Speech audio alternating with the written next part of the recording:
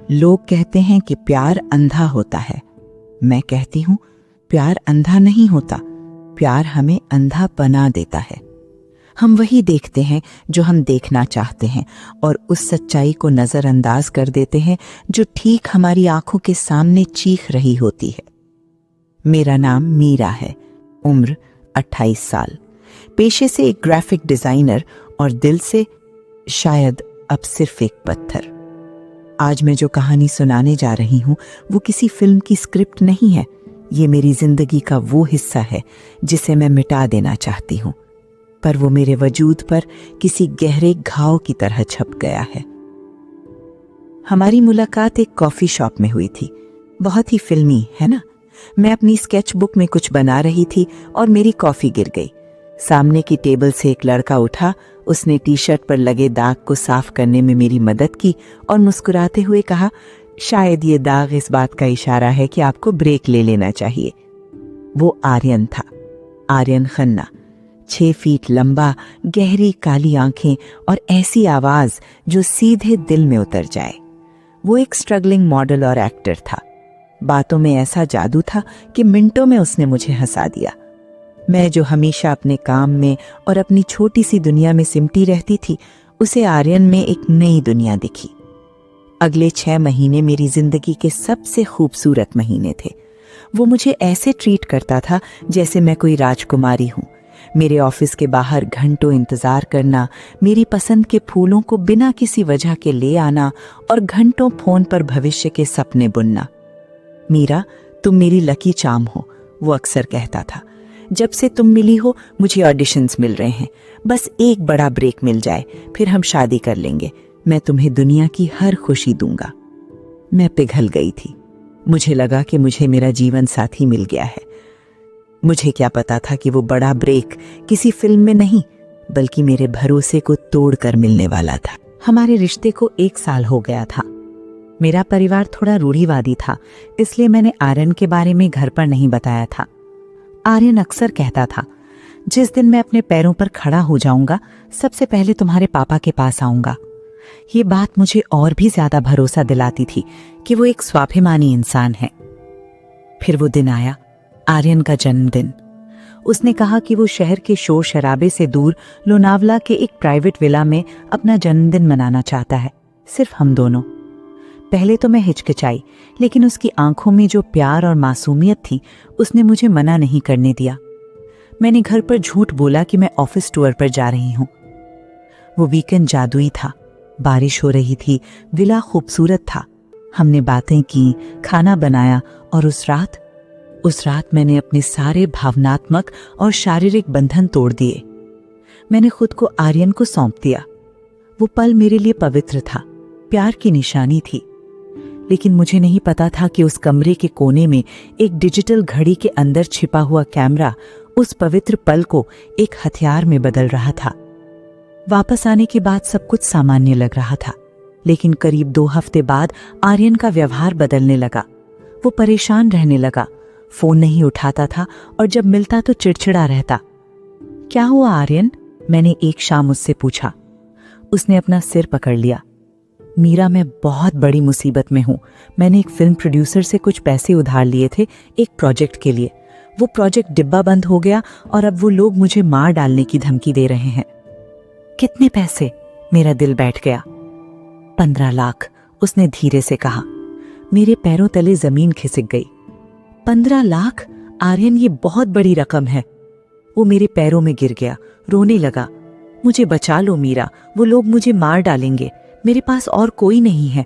मैं वादा करता हूं, अगले महीने मुझे एक बड़ा कॉन्ट्रैक्ट मिल रहा है, मैं सब चुका दूंगा। प्यार में इंसान बेवकूफ बन जाता है। मेरे पास अपनी सेविंग्स के नाम पर 4 लाख रुपए थे जो मैंने कार लेने के लिए जमा किए थे, और मेरे पास मेरी माँ के कुछ गहने थे।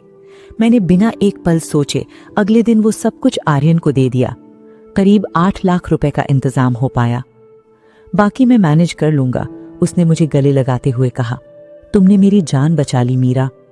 मुझे लगा कि अब सब ठीक हो जाएगा, लेकिन ये तो बस शुरुआत थी। 3 दिन बाद मैं ऑफिस में थी। मेरे फोन पर आर्यन का मैसेज आया।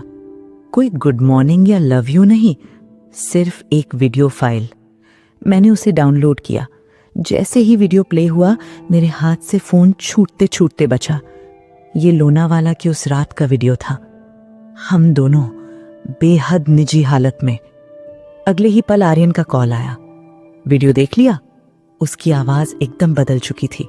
वो प्यार, वो नरमी गायब थी। उसकी जगह एक ठंडा क्रूर स्वर था। आर्यन, ये क्या है? तुमने ये क्यों बुलाया? इसे डिलीट करो अभी। मैं कांप रही थी। वो हंसा, एक शैतानी हंसी। डिलीट कर दूंगा जान, बिल्कुल कर दूंगा। बस मुझे बाकी के 7 लाख रुपए चाहिए आज शाम तक। क्या? मुझे अपने कानों पर विश्वास नहीं हुआ। लेकिन मैंने तुम्हें सब दे दिया, मेरे पास अब कुछ नहीं है। तो अपने बाप से मांगो, लोन लो या खुद को बेचो, मुझे फर्क नहीं पड़ता, उसने कहा। अगर आज शाम 6 बजे तक पैसे मेरे अकाउंट में नहीं आए तो ये वीडियो तुम्हारे पापा के व्हाट्सएप पर, तुम्हारे ऑफिस के ग्रुप में और सोशल मीडिया पर होगा। सोच लो, इज्जत प्यारी है या पैसा? फोन कट गया।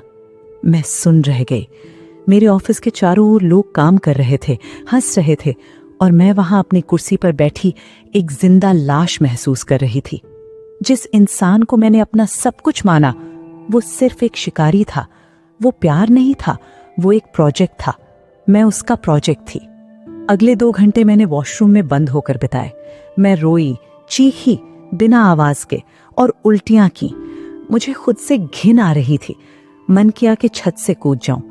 अगर ये वीडियो बाहर आया तो मेरे पापा का क्या होगा? वो तो जीते जी मर जाएंगे। मेरी नौकरी, मेरा समाज, मेरी इज्जत सब राख हो जाएगा। मैंने आर्यन को फोन किया, गिड़गिड़ाई, आर्यन ऐसा मत करो, मैं बर्बाद हो जाऊंगी। ड्रामा बंद करो मीरा, उसने रूखेपन से कहा। तुम्हारे पास 4 घंटे बचे हैं। मैं बैंक गई, पर्सनल लोन के लिए अप्लाई करने की कोशिश की, लेकिन इतनी जल्दी पैसा मिलना नामुमकिन था। मैंने अपने एक दोस्त से बात करने की कोशिश की, लेकिन शर्म के मारे जुबान नहीं खुली। शाम के 5 बज गए थे। मैं एक पार्क में बैठी थी। दिमाग में सिर्फ आत्महत्या के ख्याल आ रहे थे। तभी मेरे फोन पर एक नोटिफिकेशन आया। इंस्टाग्राम पर आर्यन ने एक स्टोरी डाली थी। वो किसी क्लब में था, हाथ में महंगी ड्रिंक थी और कैप्शन था, लिविंग द लाइफ। उस फोटो में मैंने कुछ और देखा। उसके हाथ में वही घड़ी थी जो मैंने उसे गिफ्ट की थी, लेकिन उसके बगल में एक लड़की बैठी थी, वही लड़की जो मुझे अक्सर उसकी पुरानी फोटोज में कजिन के रूप में दिखती थी। मैंने उस लड़की की प्रोफाइल खोली। वो टैग थी, उसकी प्रोफाइल पब्लिक थी। मैंने स्क्रॉल किया, एक फोटो थी, वही विला, वही बेडशीट जो मेरे वीडियो में थी। तारीख मेरे जाने से 2 हफ्ते पहले की, और कैप्शन था, a hunting ground, next target locked, यानी हमारा शिकार का मैदान, अगला निशाना तय। मेरा खून खौल उठा। डर की जगह अब गुस्से ने ले ली थी।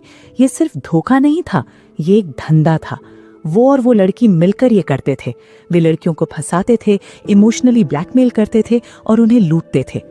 मुझे समझ आ गया कि अगर मैंने आज पैसे दे भी दिए तो ये कभी खत्म नहीं होगा। वो कल फिर मांगेगा, वो जिंदगी भर मुझे निचोड़ेगा। 6 बजने में 15 मिनट थे।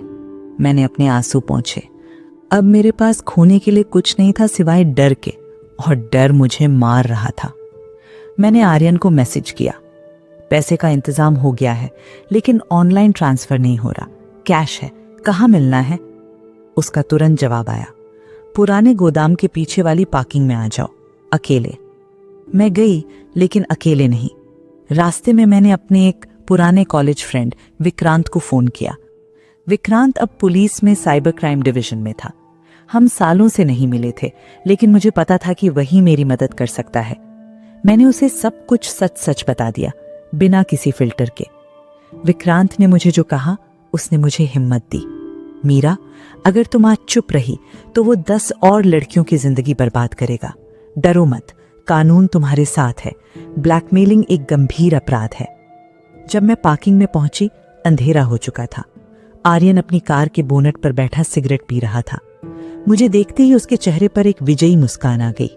लाई हो? उसने हाथ बढ़ाया। मैंने बैग को अपने सीने से लगा लिया। पहले वीडियो डिलीट करो। वो हंसा और अपनी जेब से फोन निकाला।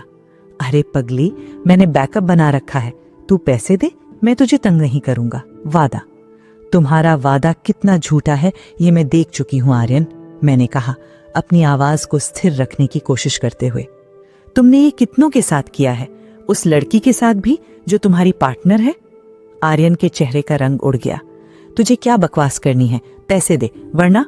उसने फोन की स्क्रीन मेरी तरफ की, मेरा वीडियो प्ले करने के लिए। तभी चारों तरफ से हेडलाइट्स चली। पुलिस की जीप और सिविल ड्रेस में विक्रांत ने उसे घेर लिया। आर्यन भागने की कोशिश करने लगा, लेकिन विक्रांत ने उसे धर दबोचा।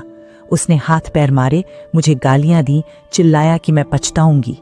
पुलिस ने उसका फोन जब्त कर लिया। विक्रांत ने मुझे देखा और सिर हिलाया।